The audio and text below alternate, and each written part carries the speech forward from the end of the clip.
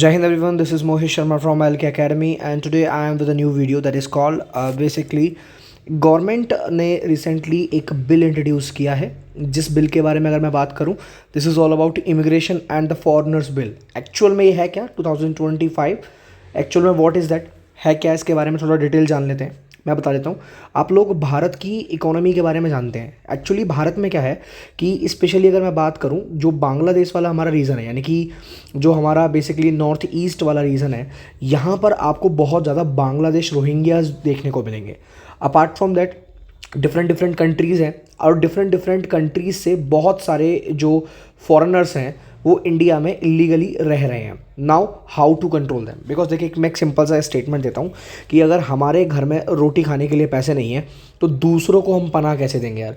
And I am totally agree with this bill, मैं पूरा support करता हूँ इस बिल को। हालांकि इसके अंदर कुछ चेंजेस होना बहुत ज़रूरी है, that is required. Apart from that it's a perfect bill actually. Now because of that कि मैं बता दूँ कि जब वर्ल्ड वॉर 1 हुआ था और जब वर्ल्ड वॉर 2 हुआ था, इनके इसके दौरान में कुछ बिल लाए गए थे जो कि एक्चुअल में वर्ल्ड वॉर 1 और वर्ल्ड वॉर 2 में यार अब लगभग 100 साल से ज़्यादा हो चुकी हैं ना, वर्ल्ड वॉर 1 में स्पेशली। तो अगर मैं बात करूं आफ्टर द 100 ईयर्स अगर आप एक सेम बिल को फॉलो कर रहे हो तो it's a biggest problem for all of अस, क्योंकि टाइम के साथ चेंज होना इट इज़ रिक्वायर्ड और कानून जैसी चीज़ों में तो बिल्कुल होना चाहिए। और ऐसे समय पे जहां भारत के जो बॉर्डर्स हैं उनकी कंडीशन बहुत ज़्यादा ख़राब है, तो उनको सेव करने के लिए, उनको सिक्योर करने के लिए नाउ हम इन सब चीज़ों को गवर्नमेंट ने एक बिल इंट्रोड्यूस किया है। कुछ लोग उसको सपोर्ट करते हैं, कुछ लोग उसको सपोर्ट नहीं करते हैं। हालांकि इस बिल के अंदर से अगर हम डिक्टेटरशिप वाला थोड़ा सा पार्ट से हम अगर बच जाएं तो कहीं ना कहीं हम लोग इस बिल को सक्सेसफुली भारत के अंदर लॉन्च कर सकते हैं। And this will also benefits India's economy as well as India's border security. तो it's a huge question about that. Let's go through with me actually regarding this bill. चलिए let's start this. तो इस bill को introduce किया गया parliament में regarding basically that was introduced in 11 March. But मैं आज क्यों कवर कर रहा हूँ, बिकॉज इस बिल के बारे में अभी रिसेंटली कुछ आर्टिकल्स आए हैं और उनको मैं आज कवर कर रहा हूँ। Now, the most important thing is that is called Immigration and the Foreigners Bill in 2025। Parliament ने इसको इंट्रोड्यूस किया है। हालांकि इस पर डिस्कशन चलेगा और जब इस पर डिस्कशन चलेगा तो वो काफ़ी लंबा चलेगा। नाउ इस बिल के अंदर कहीं ना कहीं बताई गई है कि इंडिया के जो बॉर्डर्स हैं उनको किस तरीके से स्ट्रेंथ प्रोवाइड करी जाएगी, किस तरीके से जो इमिग्रेशन है और फॉरेनर्स हैं उन पर कंट्रोल किया जाएगा। अब आप लोगों को अच्छे से याद आ रहा होगा 26/11 का अटैक, जब हमारे भारत में 26/11 का अटैक हुआ, या मैं बात करूं पुलवामा का जब अटैक हुआ, या मैं बात करूं किसी और बेसिकली 1971 के वॉर के टाइम पर जब बहुत सारे रोहिंग्याज जो थे वो इंडिया में एंटर कर चुके थे, या 1965 के टाइम पर, या आज भी बहुत सारे जब बांग्लादेश में राइट्स चल रहे हैं और बांग्लादेश में दिन दहाड़े उन लोगों को मारा जा रहा था, या म्यांमार के अंदर बहुत सारी प्रॉब्लम हो रही थी। तो किसी भी ऐसी जगह जहाँ बहुत सारे प्रॉब्लम हो रहे हैं, इंडिया में बहुत सारे इलीगल इमिग्रेंट्स एंटर कर रहे हैं और इंडिया की इकोनॉमी को प्रॉपर तरीके से ख़त्म कर रहे हैं। क्योंकि भारत एक ऐसा देश है जो स्टिल अभी डेवलप कर रहा है, और ऐसी कंट्री जो अभी डेवलप कर रही है, एक ह्यूज पॉपुलेशन वाली कंट्री जो आज के टाइम पर कहीं ना कहीं रिकॉर्ड्स के हिसाब से सबसे बड़ी पॉपुलेटिव कंट्री है, और ऐसी पॉपुलेटिव कंट्री के अंदर पॉपुलेशन को कंट्रोल करना, अपनी ही पॉपुलेशन को कंट्रोल करना अपने आप में बड़ी चीज़ है। नाउ ऐसे टाइम पे अगर बाहर के लोग इंडिया में एंटर करेंगे तो उसके बहुत सारे बेसिकली साइड इफेक्ट्स देखने को मिल सकते हैं, जो कि आज हम इस बिल के अंदर डिस्कस करेंगे। नाउ ये बिल क्या है, एकदम लाइन टू लाइन हम इसको अच्छे से पढ़ेंगे। उससे पहले मैं बता दूंगा कि हमारी अकेडमी प्रोवाइड करती है यूपीएससी, जीपीएससी, एनडीए, सीडीएस जैसे कोर्सेज, जहाँ पर आपको ये सारे कोर्सेज अफोर्डेबल प्राइस में मिल जाएंगे मेरा कोड यूज़ करने के बाद। अगर आप मेरा कोड यूज़ करते हैं तो आपको एक 30,000 का कोर्स लगभग 15,000 में, सिमिलरली यहाँ पर, और 30,000 का कोर्स 40,000 का 20,000 में, और सिमिलरली जीपीएससी का। Now these all courses are provided. ये सारे जो वादे हमने आपको यहाँ किए और इवन इससे ज़्यादा वो हम पूरे करते हैं। हमारी अकेडमी हमेशा विश्वास करती है सिलेक्शंस और रेट्स पे। तो अभी काफ़ी मात्रा में ह्यूज डिस्काउंट चल रहा है। If you want to enrol for that you can enrol for that. Now we would like to continue the topic. ठीक है, चलिए। तो यूनियन गवर्नमेंट इस बिल को इंट्रोड्यूस करती है और यूनियन गवर्नमेंट ने बेसिकली लोकसभा के अंदर इस बिल को इंट्रोड्यूस किया गया। मैं आपको प्रोसीजर बता देता हूँ। कोई भी बिल जब आता है तो वो पहले लोकसभा में या राज्यसभा किसी भी हाउस में इंट्रोड्यूस किया जाता है, अगर वो जनरल बिल है तो। देन फिर उसको पास करके हम राज्यसभा भेजते हैं, और फिर पास करके जब राष्ट्रपति महोदय उस पर अपने साइन करते हैं तो राष्ट्रपति साहब उस बिल को एक्ट में कन्वर्ट कर देते हैं। नाउ अभी वो कानून बन तो गया है बट जनता के बीच में लागू नहीं होता है, और जब वो एक्ट जनता में लागू हो जाता है तो हम उसे लॉ बोल देते हैं। ठीक है, तो याद रखिएगा जैसे सिटीजनशिप एक्ट अगर मैं बात करूँ, क्योंकि वो लागू नहीं हुआ तो वो सिटीजनशिप एक्ट है, जैसे दिन वो लागू हो जाएगा वो सिटीजनशिप लॉ कहलाएगा। Now you have to know about that, ये बेसिक इन्फॉर्मेशन थी that I have given to you. Apart from that guys I would like to tell you one of the most important thing कि जो हम bill अब तक use कर रहे थे, है ना, basically immigration career liability act that is called 2000 में जो आया था, उससे पहले जो हम वर्ल्ड वॉर 1 के टाइम का जो मैंने आपको बताया प्री इंडिपेंडेंस लॉ हम यूज़ कर रहे थे रिगार्डिंग द पासपोर्ट एंट्री के लिए 1920 में। और apart from that registration of foreigner के लिए 1939 वाला एंड द फॉरनर एक्ट के लिए 1936 वाला। यानी कि आप देख रहे हैं कि कितने पुराने रूल्स एंड रेगुलेशन पे आज हमारा देश चल रहा था। इसी वजह से भारत के अंदर इमिग्रेंट माइग्रेंट्स की प्रॉब्लम दिन प्रतिदिन बढ़ती जा रही थी। Now we all wants to change it, we all want to introduce a new bill. और ये भारत के अंदर ज़रूरी भी है क्योंकि आज भारत की जो पॉपुलेशन है वो दिन बाय दिन बढ़ती जा रही है और कहीं ना कहीं बहुत सारे ऐसे चीज़ें हैं जो भारत की कंट्री को डिस्ट्रॉय कर रहे हैं, ख़त्म कर रहे हैं, ठीक है। तो यहाँ पर एक ही स्टेटमेंट दिया है सेंट्रल गवर्नमेंट ने जब इंट्रोड्यूस किया कि भैया हम फर्स्ट और सेकंड वर्ल्ड वॉर के बिल को अब तक क्यों माने। Now we need to change this bills and this is required. Apart from that one of the most important thing that I would like to tell you guys कि bureau of immigration, अब ना देखिए मेरी बात सुनिए, अब जब ये नए बिल में कुछ बात बताई गई है, यहाँ सेक्शन 5 बोलता है, इस बिल का सेक्शन 5 एक बात बोलता है कि जब ये बिल इंट्रोड्यूस किया जाएगा तो एक एजेंसी का गठन होगा एंड उस एजेंसी का नाम होगा ब्यूरो ऑफ इमिग्रेशन, ठीक है।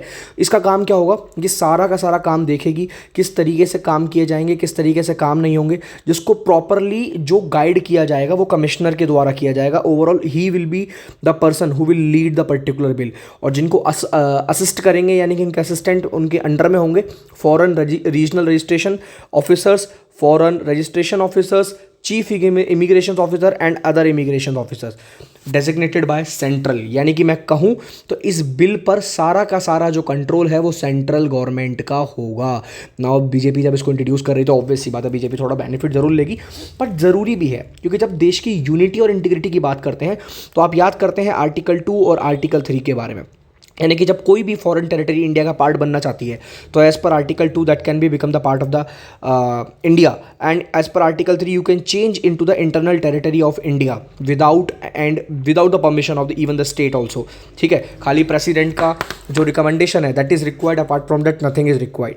सो मोस्ट इंपॉर्टेंट थिंग जब भारत की बात कर रहे हैं, देखिए अगर मैं यूपी को पावर दे दूँ, हरियाणा को पावर दे दूँ, पंजाब को पावर दे दूँ, अभी जैसे मैंने कल एक वीडियो में तमिलनाडु के बारे में बताया तो तमिलनाडु को पावर दे दूँ, तो हर स्टेट अपने अपने डेवलपमेंट के बारे में ही सोचेगा। जब पावर सेंट्रल के हाथ में होगी तो एक प्रॉपर हायरार्की होगी जिसको फॉलो करेंगे लोग और उसी से काम चलेगा। Now this is the most important thing कि जो लोग फंक्शन करेंगे और इन लोगों का ये काम होगा कि भैया हम काम करेंगे। नाउ इसके अंदर और क्या क्या बताया गया बिल के अंदर, इन्होंने बताया सेक्शन 7 के बारे में। सेक्शन 7 क्या बोलता है एक बार दोबारा देख लेते हैं। नाउ सेक्शन 7 ये बोलता है कि जितनी भी डायरेक्शंस होंगी वो सब पास करी जाएंगी सेंट्रल गवर्नमेंट के द्वारा, ये सेक्शन 7 ने बोला है, ठीक है। यानी कि जो फॉरनर्स आ रहे हैं उनके आने का टाइम, उनका रूट, उनकी प्लेसेस, किस रास्ते से आएंगे, किस जगह रुकेंगे, हर चीज़ के बारे में। एंड जो यहाँ सबसे नेगेटिव पॉइंट है ना जो सेंट्रल गवर्नमेंट को चेंज करना चाहिए, अगर सेंट्रल गवर्नमेंट बोल रही है भाई तुम समुद्र के रास्ते से नहीं आओगे, तुम हवाई रास्ते से आओगे, तो यहाँ सेंट्रल गवर्नमेंट पे क्वेश्चन नहीं किया जा सकता। This is the most important and the negative point. अगर आप किसी भी गवर्नमेंट को पूरी की पूरी अथॉरिटी दे दोगे और वो गवर्नमेंट या वो सरकार या वो प्रॉपर ऑर्गेनाइजेशन अगर आंसरेबल नहीं है तो ये भारत के लिए दिक्कत पैदा करेगा। एक्चुअल में भारत की डेमोक्रेसी को, भारत के फंडामेंटल राइट को, लोगों को, उन सबको डिस्ट्रॉय करेगा। तो यहाँ पर सरकार को थोड़ा सा इस बिल के अंदर चेंज करना चाहिए मेरे हिसाब से, ठीक है। अपार्ट फ्रॉम दैट अगर मैं छोटी सी बात करूं कि इस बिल के अंदर बहुत सारी चीज़ें बताई गई हैं कि एक फॉरेनर जो है, ठीक है, तो अगर उस फॉरेनर को किस तरीके से रहना है, कहाँ रुकना है, इंडिया के किस प्लेस पर रुकना है, ये वही डिसाइड करेंगे। अगर सरकार चाहे, अगर वो दिल्ली में रह रहा है तो सरकार बोल देगी नहीं तुमको दिल्ली में नहीं रहना, तुमको पंजाब में रहना, तो उस बंदे को पंजाब में ही रहना पड़ेगा। कितने दिन के लिए आना, उसके लिए प्रॉपर एग्जामिन होगा उस बंदे का, यानी कि प्रॉपर मेडिकल टेस्ट होगा, प्रॉपर आइडेंटिटी टेस्ट होगा। Apart from that hand writing में सिग्नेचर लिए जाएंगे, थंब प्रिंट्स लिए जाएंगे, बायोमेट्रिक्स होगा, मेडिकल एग्जामिनेशन होगा और बहुत सारा पर्सनल स्पेसिफिक डिस्क्रिप्शन जो कि उस पर्सनल को अगर इंडिया में आना है तो देना ही पड़ेगा। अपार्ट फ्रॉम दैट यहाँ पर सेक्शन 13 के अंदर बहुत सारी बातें बताई गई हैं और सेक्शन 13 यहाँ पर एक बात बोलता है दैट इज़ कि अगर उन बंदों ने जिन्होंने किसी ने भी अगर ऑफेंस किया, भाई कोई भी दिक्कत हुई अगर और कोई भी रूल तोड़ा, तो उसको सज़ा मिल सकती है। वो सज़ा क्या है मैं बता देता हूँ। एग्जांपल, अगर कोई भी बंदे का टाइम अगर 10 दिन का है और वो 11 दिन रुक गया, 12 दिन रुक गया, 13 दिन रुक गया, 14 दिन रुक गया, यानी कि एक्स्ट्रा टाइम पर रुक गया, तो एज पर द सेक्शन 7 वो वायलेशन है। इसके तहत उसको 3 लाख रुपये का जुर्माना और लगभग 3 साल की जेल होगी। अगर मैं बता दूं, दूसरा जो है सेक्शन 21 ये बोलता है, अगर वो विदाउट वैलिड पासपोर्ट या ट्रैवल डॉक्यूमेंट अगर वो इंडिया में एंटर करता है तो लगभग 5 साल की जेल और 5 लाख रुपए तक का जुर्माना। लास्ट बट नॉट लीस्ट, अगर उसके डॉक्यूमेंट्स फर्जी हैं, उसके डॉक्यूमेंट्स अगर गलत हैं, तो 2 से 7 साल की उसको जो प्रॉपरली वहाँ पर जेल हो सकती है और 1 से 10 लाख रुपए तक का फाइन हो सकता है as per section 22। This is all the things required. Now foreign universities में बहुत सारे स्टूडेंट होते हैं जो इंडिया में एनरोल करना चाहते हैं, पढ़ते हैं, बहुत सारी चीज़ें होती हैं एक्चुअल में। तो अगर उन चीज़ों को ध्यान में रखा जाए तो सेक्शन 9 और 10 ये बात बोलते हैं कि यहाँ सारी की सारी परमिशन अथॉरिटी गवर्नमेंट के, सेंट्रल गवर्नमेंट की, आपको पूरा डाटा जब सेंट्रल गवर्नमेंट चाहे उनको देना पड़ेगा, जैसे सेंट्रल गवर्नमेंट चाहे आपको स्टूडेंट्स को, अपने स्टूडेंट्स को आपको उसी तरीके से अलाउड करना पड़ेगा। Government in case of foreigners are admitted under the section 9 and the section 10. The bill also empowers that the center exert control all over the places, यानी कि अगर फॉरनर्स किसी होटल में, किसी जगह पर रुक रहे हैं, तो section as per the section 14 सरकार उनको साफ साफ मना कर सकती है, भाई आप लोग नहीं आ सकते, आप लोग नहीं जा सकते। रिस्ट्रिक्शंस उन पर लगाई जाएंगी। आप हवा से आओ, आप पानी से आओ, जल थल वायु, आप किसी का भी यूज़ करो, आप शिप का यूज़ करो, ट्रांसपोर्ट का करो, ये सब सरकार डिसाइड करेगी आप कैसे यूज़ करोगे। Now this is the most important point actual में, क्योंकि कहीं ना कहीं अगर सरकार इन चीज़ों पर कंट्रोल करेगी तो इससे कहीं ना कहीं भारत की इकोनॉमी में बहुत ज़्यादा बढ़ोतरी भी हो सकती है, फ़ायदा भी हो सकता है और नुकसान भी हो सकता है। वो मैं आपको डीमेरिट्स में बताऊंगा ज़रूर। सेक्शन 17 भी यही बोलता है कि इमिग्रेशन ऑफिसर के पास पूरा अधिकार है, अगर उसने बोला है कि किसी इंसान को एक रूट फॉलो करना है, एक तरीके से आना है, और उस टाइम पर वही चीज़ किसी होटल या अथॉरिटी के द्वारा नहीं करी गई, अगर किसी होटल को मना किया गया भाई कि आपको उसको अलाउड नहीं करना है, but the hotel particular hotel is allowed, तो आप पे उस वायलेशन की पेनल्टी के लगभग 50,000 रुपये तक का जुर्माना मांगा जा सकता है। So it's a important thing, penalty दी जा सकती है and it is again a important point for all of us. Apart from that, criticism क्या है, जरा डिस्कस करते हैं एक बार क्रिटिसिज्म को। अब मेरी बात सुनिए ज़रा, इंडिया में बहुत सारे साइंटिस्ट, बहुत सारे लोग, बहुत सारे डिफरेंट स्टूडेंट्स, अलग अलग टूरिस्ट जो होते हैं भारत में ट्रैवल करना चाहते हैं। अब अगर इतने ज़्यादा आप स्ट्रिक्ट लॉ कर दोगे तो कहीं ना कहीं भारत के टूरिज्म पे तो इफेक्ट पड़ेगा सर जी। जिस G20 के अंदर आप भारत को अतिथि देवो भव, है ना, वासुदेव कुटुंबकम, ऐसे ऐसे स्टेटमेंट दे रहे थे, उसी भारत को आज आप कहीं ना कहीं इन सारे लॉ से रिस्ट्रिक्ट कर रहे हो। आप बॉर्डर को तो सिक्योर कर रहे हो, बट एक जनरल इंसान जो है उसको तो दिक्कत कर रहे हो। अब अगर suppose if my brother, if my sister, if somebody is living in foreign, अगर कोई वो फॉरेन में रह रहा है और अगर वो फॉरेन की उसने सिटीजनशिप ले ली and if they want to come in India, और अगर आप उसको मना कर दो कि वो मेरे घर नहीं रुक सकता, तो सेंट्रल गवर्नमेंट इसके लिए आंसरेबल भी नहीं है। तो this will create a problem ना, this will create a problem with whom? This will create a problem with those peoples who are innocent, and ये सरकार को थोड़ा देखना चाहिए। तो यहाँ डायरेक्टली वॉयलेशन होगा फंडामेंटल राइट्स का, फंडामेंटल बेसिकली यहाँ पर मेरा मानना ये है कि कहीं ना कहीं सरकार को थोड़े से इसके अंदर चेंजेस करनी चाहिए। यानी कि अगर इस बिल के अंदर, अब मैं जनरल सी बात करूँ, अगर 15 से 20% अगर चेंज कर दिया जाए, सरकार की थोड़ी सी अथॉरिटी, थोड़ा सा कंट्रोल अगर कम कर दिया जाए, तो इट्स अ परफेक्ट बिल जो भारत की इकोनॉमी, भारत के बॉर्डर और हर चीज़ को सुधारने में भारत की मदद कर सकता है। सो गाइज, आई होप आपको ये वीडियो पसंद आया होगा एंड आप लोग हमारा यार ये ऐप डाउनलोड कर सकते हो प्ले स्टोर से, and for further information you can stay connected with me and I hope यार यू लव दिस वीडियो। तो कुछ इसी तरीके कंटेंट देखने के लिए बने रहिए मेरे साथ, and I want your support यार। एक्चुअली अगर आपका सपोर्ट मिलेगा ना तो ही मैं मैक्सिमम वीडियोज़ बना पाऊंगा, मैं आपके लिए काम कर पाऊंगा। तो अगर आपका support is very very important for me.